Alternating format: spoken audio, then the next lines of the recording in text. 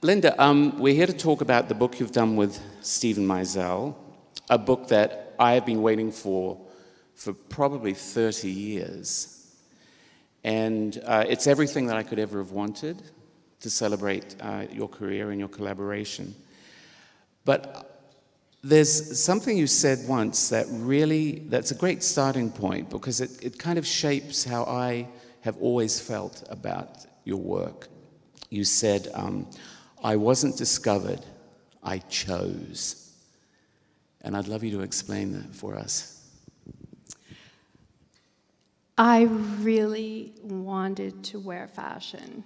I wanted to model because I was obsessed with fashion. I was obsessed with clothing, hairstyles, makeup. When I was very, very young, I used to take my aunt's makeup and whatever they would give me that they were no longer wearing, and costume jewelry, and my Barbies.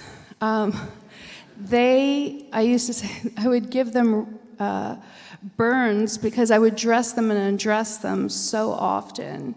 And I would make them get married a lot because you could make them a veil with a Kleenex, with a tissue. So I just loved it, and I knew that's what I wanted to do. I wasn't discovered in a mall. I was sort of discovered in the Miss Teen Niagara pageant that my local model agency insisted I enter. I didn't do very well, but there was a scout in the audience who gave me his card. But regardless of whether he was there or not, I would have found a way to get to New York and try to be a model. Were you researching, when you talk about your obsession with fashion, were you aware of models, photographers? Did you look at models from the past like Jean Shrimpton, and look at how somebody like David Bailey was so instrumental in her career? Were you aware of that relationship in the career of models? I was a little young for that, but I did work in a convenience store, the equivalent of a 7-Eleven. I don't know if you have those here, but we had, they sold soft drinks, lottery tickets, cigarettes, and magazines. So I would use my money to buy Vogue and other magazines, and I would tear out the pages and then hang them up on my walls, and my walls were plastered with fashion and other models. And when I was getting really serious, it was Janice Dickinson, Kim Alexis, Joan Severance.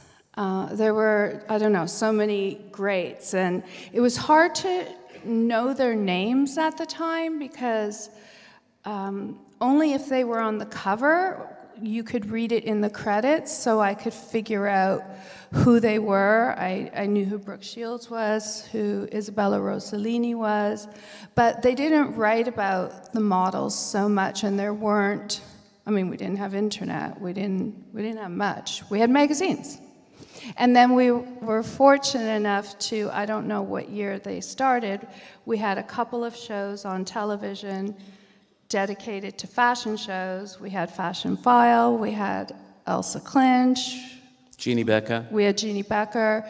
So there were 3 shows. I came later, I was 1989.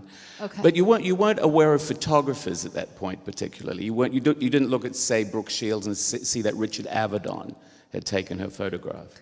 Well, I had no way of knowing that Richard Avedon did those Calvin Klein ads. Yeah. There was no way of knowing. They didn't credit the photographer at the time. They still don't on ads.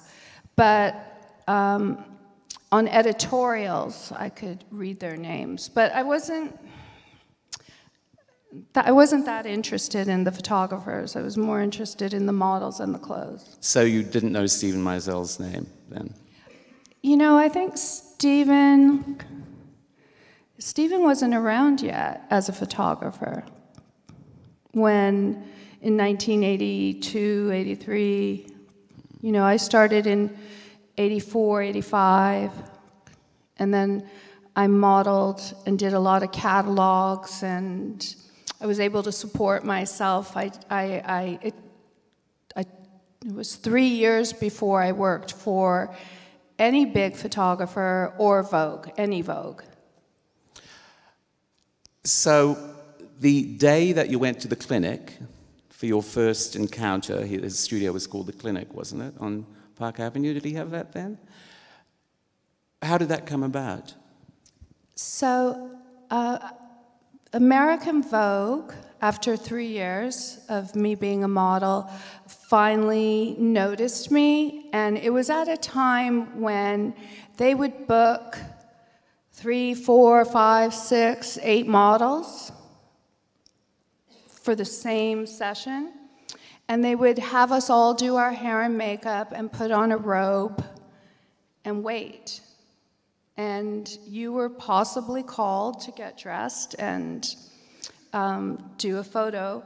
I did a 9-day shoot outdoors with Eddie Coley and Carlene Seraph. And I remember I got 2 pages. They would fly the developed film back to New York.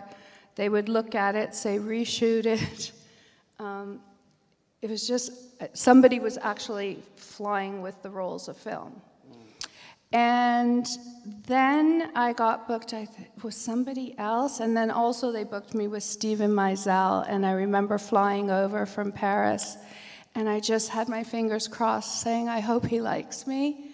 I hope he likes me. It's very easy to work once with a photographer because everybody's curious, but to get rebooked over and over and over, that takes, you know, a lot of factors. They have to love you. But do you remember when you met? Do you remember what actually happened? I mean, it sounds like people who were there at that momentous occasion remember that there was a sort of Christy instant... Turlington was there, Paulina was there. Again, Carlene Seraph was the editor. This was just pre-Anna Wintour days.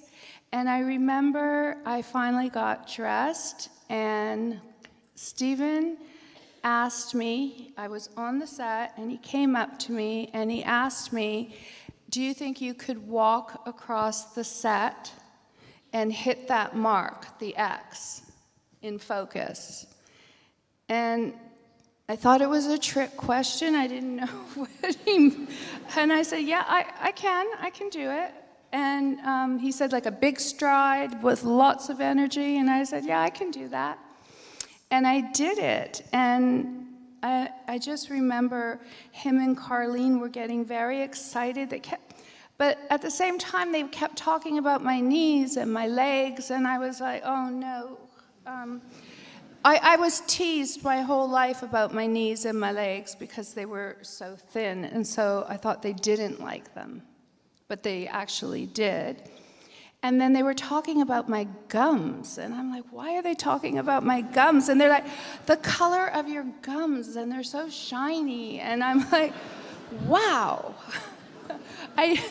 Out of all the things, but it excited them. And they had me smiling for the pictures, and they sent everybody home, and I got to finish the shooting, and I got a lot of pages.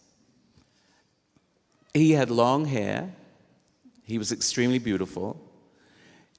He had a method of working that was different from anyone you'd ever worked with before?